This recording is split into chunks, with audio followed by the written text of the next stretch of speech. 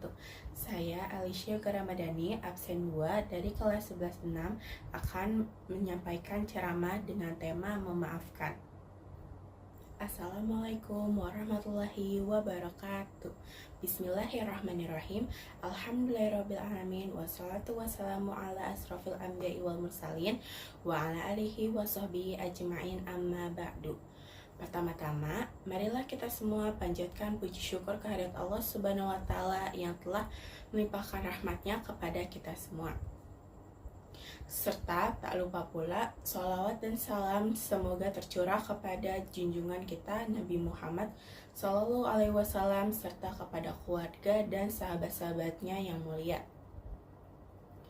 Hadirin yang dirahmati Allah, pada kesempatan yang baik ini, izinkan saya untuk membawakan sebuah ceramah dengan tema memaafkan yang hendak kita bahas pada kesempatan yang berbahagia ini. Sudah menjadi kodratnya, kita sebagai manusia tidak terlepas dari kesalahan dan ketidaksempurnaan dalam perbuatan. Namun demikian, manusia diciptakan juga dibekali dengan sifat untuk memperbaiki kesalahannya. Salah satu sifat yang dianjurkan untuk kita miliki adalah sifat pemaaf, yang merupakan sifat yang mulia. Karena tidak semua manusia dapat berbesar hati dengan mudah untuk memaafkan kesalahan orang lain. Ada beberapa hal yang tidak kita sadari dalam bergaul dengan sesama adalah melakukan sesuatu, baik secara lisan maupun perbuatan yang tidak disadari telah melukai hati ataupun perasaan orang lain. Meskipun hal tersebut dilakukan dengan ketidaksengajaan, tapi kalau hal tersebut dibiarkan akan berakibat buruk terhadap hubungan antar sesama yang bersangkutan. Untuk itu, ketika merasa ada yang melukai hati dan perasaan kita, maka sebaiknya kita tidak langsung marah terhadapnya, tetapi cari kebenarannya dahulu agar sikap yang akan kita ambil jangan sampai salah sehingga merugikan diri kita sendiri. Dan kalau hal tersebut dibiarkan akan merusak hati kita menjadi seorang yang pendendam dan berpikiran negatif. Sesuai dengan Quran Surah Al-Hijr ayat 85, kita harus memaafkan orang dengan cara yang baik. Bismillahirrahmanirrahim. Wa ma khalaqnas samawati wal arda wa ma bainahuma illa bil haqq. Wa inna sa'ata la atiyatun fasfahis safhal jamil. Artinya, kami tidak menciptakan langit dan bumi serta apa yang ada di antara keduanya, melainkan dengan benar. Sesungguhnya kiamat pasti akan datang, maka maafkanlah mereka dengan cara yang baik. Dan pada Quran Surah Asy-Syura, jika kita memaafkan orang lain, kita akan mendapatkan pahala dari Allah Subhanahu wa Ta'ala. Bismillahirrahmanirrahim. Wa jazaa'u sayyi'atin sayyi'atun misluha faman 'afa wa aslaha fa ajruhu 'ala Allah innahu la yuhibbuz zalimin. Artinya, dan balasan suatu kejahatan adalah kejahatan yang setimpal.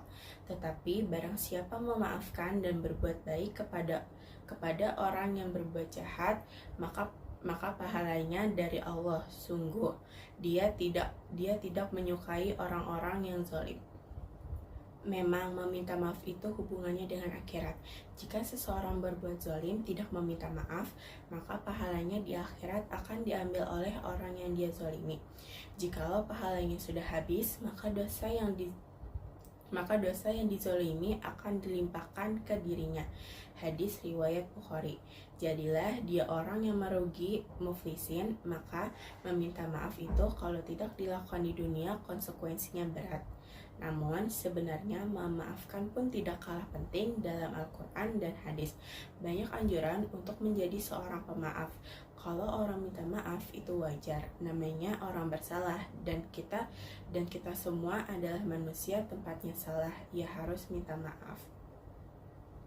Dan juga dikatakan pada hadis riwayat Bukhari dan Ad-Dailami bahwa pemaaf merupakan salah satu iman yang paling utama.